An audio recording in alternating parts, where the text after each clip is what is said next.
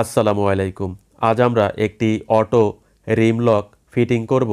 তো ফিটিং করার আগে আমি আপনাদের দেখিয়ে দিচ্ছি এই রিম লকটি কিভাবে কাজ করে। এই যে একটি হ্যান্ডেল দেখছেন, এই হ্যান্ডেলটি মূলত আনলক করে এবং হ্যান্ডেলটিকে লক করার জন্য এই রেগুলেটর ব্যবহার করা হয় এবং বাহিরের দিকে এই অংশ থাকবে এবং এ ধরনের লক মূলত বিভিন্ন বাড়ির গেটে ব্যবহার করা হয়। তার কারণ হলো বাড়ির গেটে অটোমেটিকভাবে লক করার জন্য বা দরজা টেনে দিলেই অটোমেটিকভাবে লক হয়ে যাবে, শুধুমাত্র বাহির থেকে খোলার জন্য চাবি ব্যবহার করতে হবে। তো দুটি পার্ট থাকে, দেখেন এই পার্টের সহিত এই পার্ট সুন্দরভাবে লক হয়ে যাবে এবং এই রিম লকে অনেক পরিমাণে চাবি থাকে। তো আমার এই লকে 18টি চাবি রয়েছে, অনেক ক্ষেত্রে 30টি পর্যন্ত চাবি থাকে। তো দেখেন কিভাবে কাজ করে, মূলত এটি আমি আপনাদের দেখাচ্ছি। এই যে চাবি দিয়ে মূলত লক এবং আনলক করা যায়। তো বাহির থেকে চাবি ছাড়া কোনোভাবে আনলক করা যায় না, শুধুমাত্র ভেতর থেকে এই যে আমি হ্যান্ডেল দেখিয়েছিলাম সেই হ্যান্ডেল ব্যবহার করে মূলত আনলক করা যায়। এবং এটি মূলত দুই পাল্লার যে ডোর রয়েছে, ডাবল অ্যাকশন ডোর, যে ডোর মূলত দুই দিকেই খোলা যায় এবং অফ করা যায়, সেই ডোরে মূলত আমি ব্যবহার করব। তা কিভাবে ওই ডোর লক করব তা আমি আপনাদের দেখাচ্ছি। এই যে চাবি দিয়ে এই যে লক করে দিয়েছি এবং এটি মূলত ডাবল ডোর, যে ডুয়াল অ্যাকশন, দুই দিকে খোলা যায় বা বন্ধ করা যায়, সেই ডোরে আমি ব্যবহার করব। তো বাড়ির গেটে ব্যবহার করলে হয় কি, এই লকটি মূলত এইভাবে ফিটিং করতে হয় এবং এই অংশটি যেদিকে আমি চাবি দিলাম, এই অংশটি মূলত বাহিরের দিকে থাকে এবং আরেকটি যে অংশ রয়েছে যার সাথে লক হবে সেটি মূলত অন্য সাইডে থাকে। তো ডাবল ডোর বা দুই পাল্লার দরজায় ব্যবহার করা যায়, এ কারণেই মূলত আমি এই লকটি নিয়ে আসছি, যা আমার কাছ থেকে 1600 টাকা নিয়েছে এবং চাবি ব্যবহার করে লক এবং আনলক করা যায়। দেখেন ডান দিকে ঘোরালে উপরের যে অটো লকটি তা আনলক হয়ে যায়। এই যে ডাবল ডোর দেখছেন বা দুই পাল্লার দরজা দেখছেন, এখানেই মূলত আমি এটি ফিটিং করব।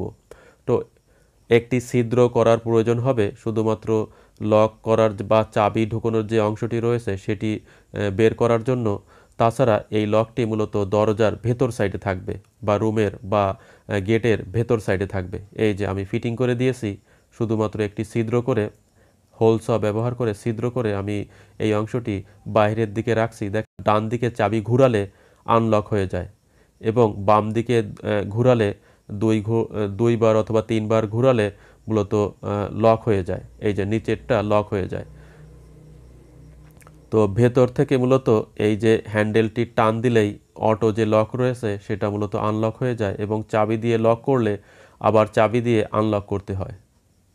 এই যে চাবি দিয়ে এইভাবে মূলত ডাবল ডোর দুই পাল্লার দরজা লক করে দিতে হয় এবং দুই পাল্লার ক্ষেত্রে আমি উপরে একটি সিটকানি ব্যবহার করেছি এবং সিটকানিটি আমি একটু কেটে, দেখেন নিজে থেকে এখানে একটু বুদ্ধি খাটিয়ে কেটে উপরের দিকে উঠিয়ে দিয়েছি। কারণ এ ধরনের সিটকানি মূলত ব্যবহার করতে হলে, যেহেতু আমার বক্স রয়েছে এসএস যে বক্স, ওই বক্সে ওয়েল্ডিং করতে হবে। তো আমি ওয়েল্ডিং না করে শুধুমাত্র ওয়ালে ছিদ্র করে সিটকানি লাগিয়ে দিয়েছি এবং এই দরজার সাইডেই বা দুটি দরজার 4টি সিটকানি রয়েছে। তো একটি পাল্লা ফিক্সড করে অন্য পাল্লাটি যদি আমি খোলা রাখি এবং লক করে দিই, তাহলে মূলত এই যে রিম লক রয়েছে, অটো রিম লক, তা সুন্দরভাবে কাজ করবে। এই যে আমি একটি পাল্লা লক করে দিয়েছি এবং অন্য পাল্লাটি রিম লকের মাধ্যমে অটোমেটিকভাবে লক এবং আনলক হবে। অটো রিম লকগুলো মূলত গেটে ব্যবহার করা হয়, বাড়ির গেটে। এ কারণে অনেকগুলো চাবি থাকে। তো আমি গেটে ব্যবহার করছি না, শুধুমাত্র এই রুমের দুই পাল্লার যে দরজা রয়েছে তা লক করার জন্য ব্যবহার করছি এবং সুন্দরভাবে লক হচ্ছে। ভেতর থেকে আনলক করার জন্য এই হ্যান্ডেলটি ব্যবহার করা হয় এবং এই হ্যান্ডেলটি লক করে রাখার জন্য এই রেগুলেটর ব্যবহার করা হয়।